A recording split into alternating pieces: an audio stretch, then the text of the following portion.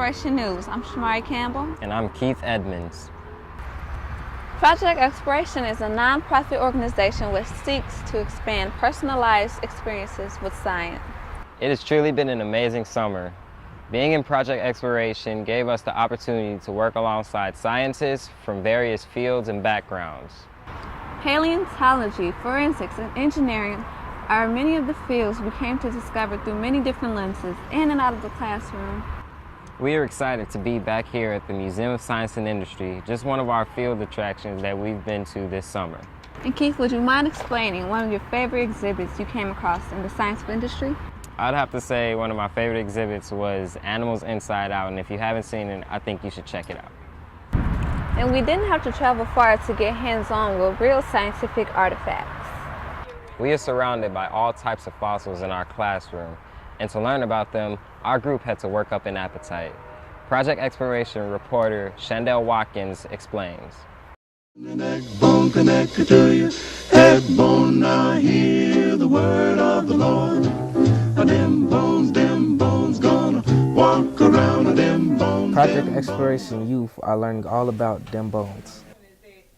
Human skeletal bones and those of animals were examined through a lesson on comparative anatomy. So, what differences do we notice? It walks on its heel. For some of the youth, the commonalities were surprising. How we walk like a gorilla, they walk like us at the bottom of their feet with their heels. Some of the animals walk on their toes and their toenails. When I tried it, it hurt. Not the most primitive of birds, but recognizable by all. Chicken bones were the main focus of this lesson. Just how similar are chicken bones to human bones? The youth had to eat up to find out. The goal for this activity was to look at the bones that are present in the chicken that some of us eat all the time, every day, get from KFC, and recognize that those bones are actually the same bones that we as humans have in our body, and that all across vertebrate animals, we all share the same bones that are just a little bit differently shaped sometimes. Observation is key in comparative experiments such as this. With a clean bone and iPod in hand, the youth followed 6 specific steps to determine the type of bones they uncovered. The chicken was smooth, and I also realized that a piece of the chicken was a different color, and I had the femur. To get at the truth of the world, we need to observe the world. Most students today have cell phones and iPods, so I think it's important to bring those two together so that as science moves forward and as time moves forward and as technology moves forward, it can all do so together. For most, learning about them bones was quite a tasty experiment, but for one young explorer, much less appetizing. It looks kind of like creepy now, because after I know what some of the stuff is, if I eat another piece of chicken, I'll know that I'll know what to be looking for, or I at least know the name that the name of the bone that I'm eating or eating around. Beyond this new experience, these Project Exploration youth are sure to examine their plates much more different at dinner time. Reporting for Project Exploration News, I am Shandale Watkins. I really enjoyed our study on paleontology. It really opened my eyes to prehistoric life and living organisms. Taking on the role of forensic scientist was also a thrilling experience. I agree. I never knew how much time and patience goes into collecting evidence. Project Exploration youth had the opportunity to do just that when they were given the opportunity to investigate a crime scene. And here's Ronald Reaver III with more. What happened? Did you do it? Can you prove it? Don't be alarmed. You're off the hook. What you're seeing isn't exactly what it appears to be. I shouldn't give it all away. We're planting evidence. It's just one of the many experiences that's been set up to give Project Exploration youth a full overview of the forensics field. We will start with is a mock crime scene where the students will be forensic scientists. They will collect the evidence at the crime scene. It's really important that they package it and label it because that becomes a big issue when you go to court. You need to know exactly where the evidence came from and that it's been stored properly and the chain of custody has been maintained. It's nothing like you see on TV, but then again it kind of is, because you got to stay observant, you gotta watch, you gotta make sure you don't mess any evidence up. Keeping with the scientific method, the youth follow specific procedures to collect the evidence from this crime scene. Using latex gloves to gather the evidence, putting them in the bag and labeling them to make sure that everything is documented correctly. Because it's fingerprints already, and if you don't have gloves, then you will be adding your fingerprints, and then you'll be in the problem too. Fairly visible right now, so they shouldn't have too difficult a time finding them. It requires a lot of patience to successfully fill the role of a forensic scientist. I spent about 15 minutes trying to get 2 fingerprints from the back of the windshield of one car. I had to take 6 different samples because I had to take the hands in thirds. We came up with an innovation to just put tape across the whole handprint and just put it on a combination of note cards to make the process faster and to eventually get more evidence to take back to the lab. This mock crime scene has been a powerful experience for Project Exploration youth and will be a future career starter for some of them. I would be mostly looking into forensics. That's like my top one. This was one of the careers I had thought about going to, and now I have a better chance of getting into it because I understand what it's about. I've newly discovered this field and I'm really enjoying it, so I am considering a career in science. These youth are on the right path to their dream of becoming forensic scientists. And through this activity, they are learning that the world of science goes far beyond their imagination. If students aren't exposed in a hands-on way, then how will you know what you want to do in the future? My goal is not to make everybody a forensic scientist. My goal is to hopefully just spark some interest and maybe you want to pursue science as a career. Reporting for Project Exploration News, I'm Ronald Weaver III. Being a part of a mock crime scene really grew my interest in forensics. Keith, what is your next step in pursuing forensics as a career? I'd say since Project Exploration has helped me understand forensics as a field more, I'd make sure I stay in contact with this program and more than likely get a degree in forensics. Sounds like a good step to your future. When most youth think of engineering, all things mechanical or even robotic probably comes to mind. But this summer, we've learned that there are many different pathways in the field of engineering, and one of them landed us on Chicago's shoreline.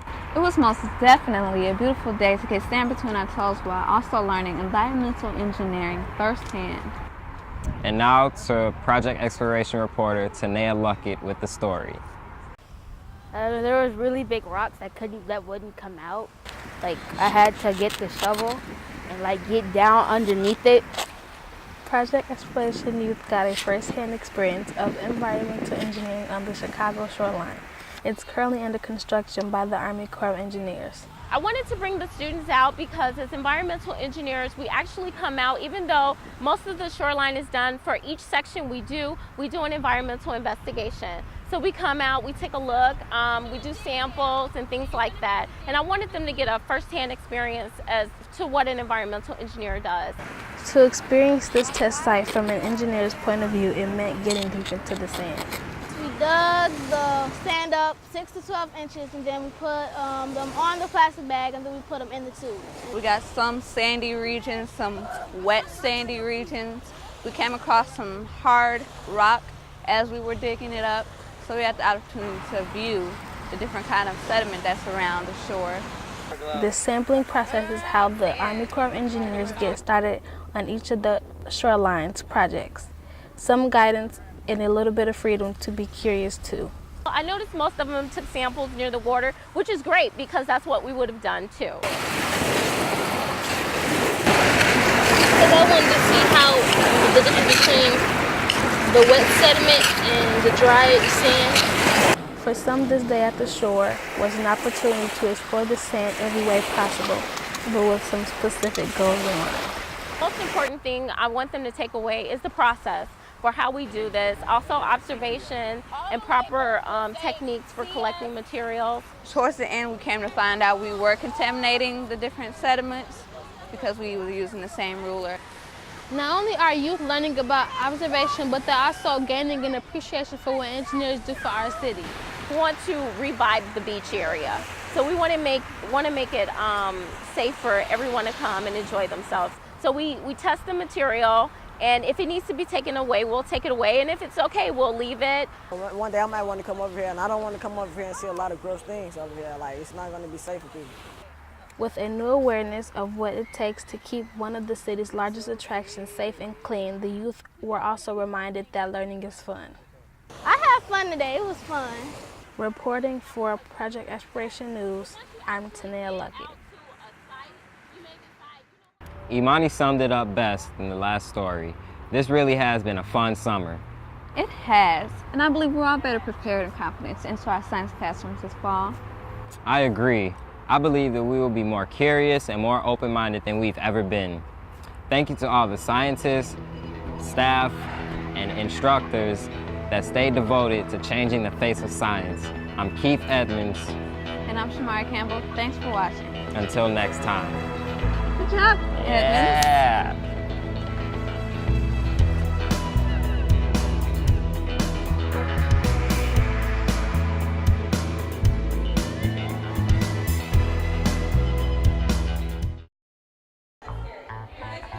Hello. There's more to animals that Okay, wait, I gotta think again. Not only could you go over there, please? Carter, for some of them. This my crime scene would be, this is like acting, this is why we do 20 takes. This project exploration, my crime scene has been a powerful experience for project exploration youth. With a clean pone and the eyeball. 2, 1. Okay, do it again. And right when you start walking, you also start talking. Oh, so I'm really saying it. Okay. What did you find today? That I don't like sand, and maybe I would go into engineering. Learning about. Well, it kind of smelled like a small sewer smell. Like by the water, kind of smelled like a little bit of sewer. It's nasty. How did you enjoy this whole experience, and what have you learned about being an environmental engineer? He said I did.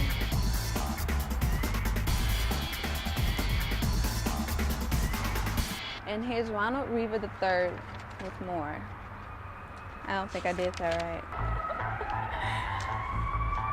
That is interesting, ironic.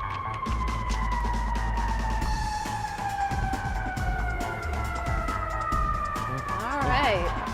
Now going to Project Exploration News reporter Tanaya Luckett. Learned that there are different pathways in the field of engineering, and we've landed on Chicago's shoreline. We landed. And one of them landed us. Thank you to all the scientists, instructors.